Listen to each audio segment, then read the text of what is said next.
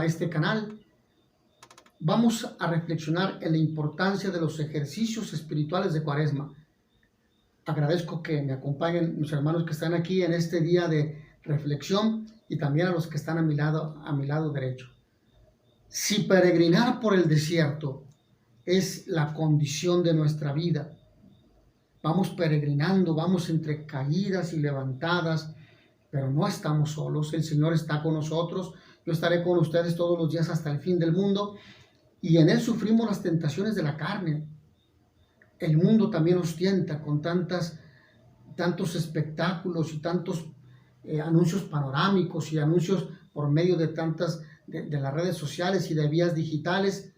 Además, las tentaciones del demonio. No debe extrañarnos la exhortación que Cristo nos hace por medio de la Iglesia a recordar nuestro bautismo y a purificarnos por la penitencia para mantenernos fieles y en actitud de servicio y amor hacia los demás.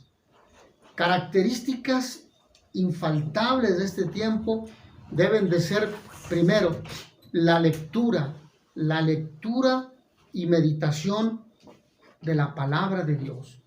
Nos puede ayudar mucho la lectio divina. La lectio divina es lectura, meditación, contemplación y puesta en práctica de la palabra de Dios. La palabra de Dios, que es como un pan sabroso, calientito, que nos nutre y que nos conduce, que nutre nuestra fe, nuestra esperanza, nuestra caridad, nuestro amor por Dios, sobre todas las cosas, y por el prójimo como por nosotros mismos. Por lo tanto, la palabra es luz de nuestra conciencia, alimento, fortaleza en medio de las debilidades y de las crisis por las cuales la sociedad, la iglesia y nosotros mismos como parte de ellas vamos sufriendo, y no hemos de dejarnos vencer. Como dice el mismo apóstol San Pablo, vencer el mal a fuerza de bien. Es la palabra una herramienta fundamental.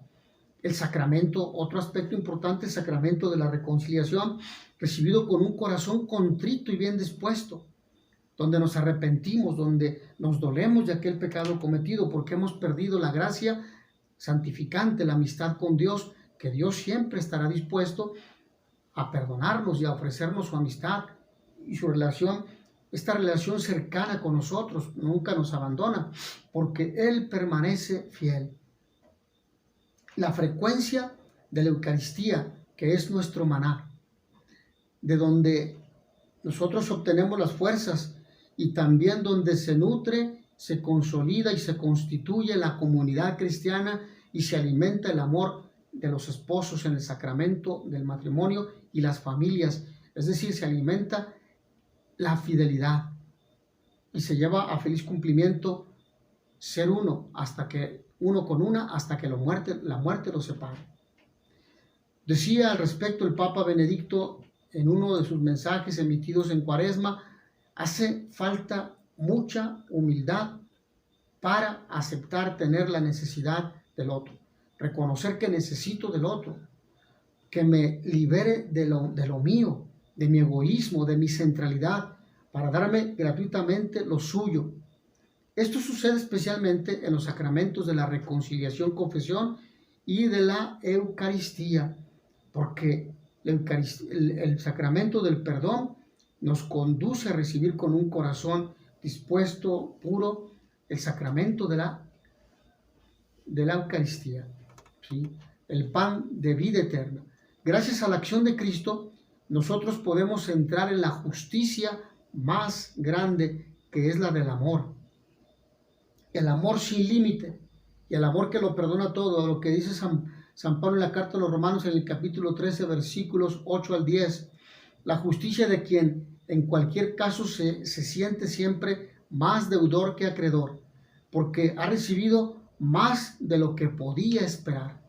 Tanto me amó que dio su vida por mí. Lo que vamos a recordar precisamente el Viernes Santo.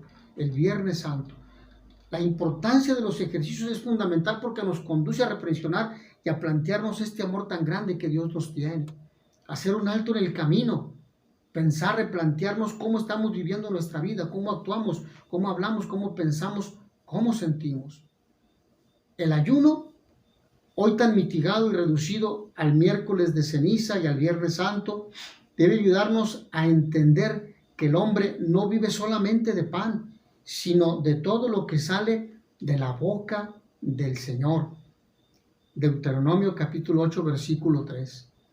Las privaciones voluntarias en los gustos legítimos entrenan nuestra fuerza de voluntad y nos vuelven más libres y ágiles en la pronta respuesta a la voluntad divina ante las circunstancias difíciles y amargas de la vida, lo inesperado, lo que se suscita repentinamente, aquello que no faltan, ¿sí? La oración incesante debería llegar a ser siempre para nosotros tan indispensable como el aire que respiramos. Orar es dialogar con alguien que sabemos que nos ama, es lo que nos dice Santa Teresa. También las obras de caridad para el prójimo que deben caracterizarnos como cristianos en el mundo y como comunidad de creyentes. Todo cristiano debe prestar oído atento para secundar iniciativas de socorro a los hermanos necesitados o postergados de las distintas comunidades parroquiales. Toman especialmente en este tiempo, ¿sí? Ahora, las lecturas de la palabra de Dios nos han brindado un resumen del programa espiritual que debemos cumplir en estos días de Cuaresma, ahora que estamos que estamos iniciando la tercera semana del tiempo de Cuaresma. Fuimos exhortados en primer lugar con las palabras del profeta Joel: vuelvan a mí de todo corazón, vuelvan al Señor su Dios, porque Él es bondadoso y compasivo. Es lento a la cólera, no actúa como nosotros nos irritamos, gritamos, maltratamos, hay gente que golpea, hay gente que corre a sus trabajadores sin miramiento, sin pensar que ese hombre tiene esposa e hijos y a veces padres ancianitos y enfermos que dependen de él. Hay de aquel patrón que hace esto, que en forma injustificada despide a sus trabajadores, que no les paga el salario justo, que tiene salarios de hambre, que retiene el salario, porque Dios le hará justicia a ese hombre y te las verás con Dios. Esto es terrible, y la justicia de Dios es terrible. Lo que nos dice Juan en el capítulo 2, versículos 12 al 13.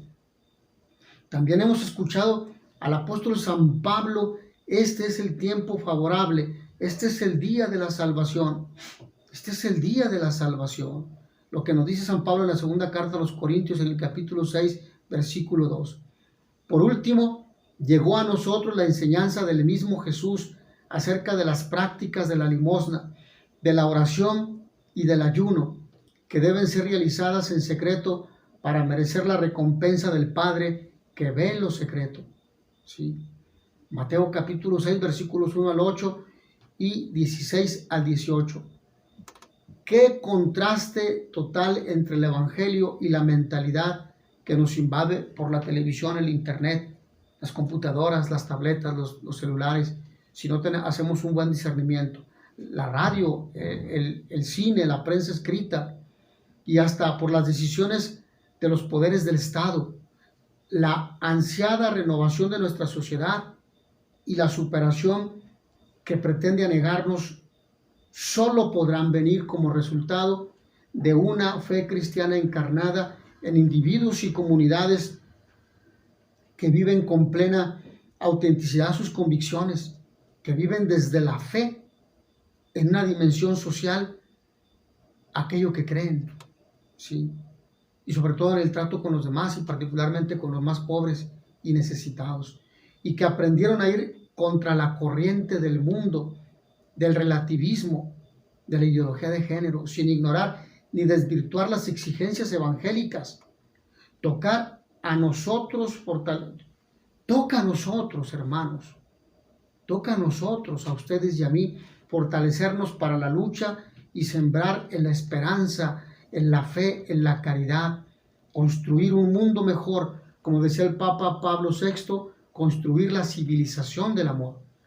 mis hermanos y hermanas, que al inicio de esta tercera semana del tiempo de Cuaresma, abramos nuestro corazón al amor incondicional de Dios que nos sigue llamando a hacerlo presente, a dejarlo entrar para luego comunicarlo a los demás. Agradezco a todos ustedes su amable atención. No se cansen de hacer el bien. Nos vemos en la siguiente sesión.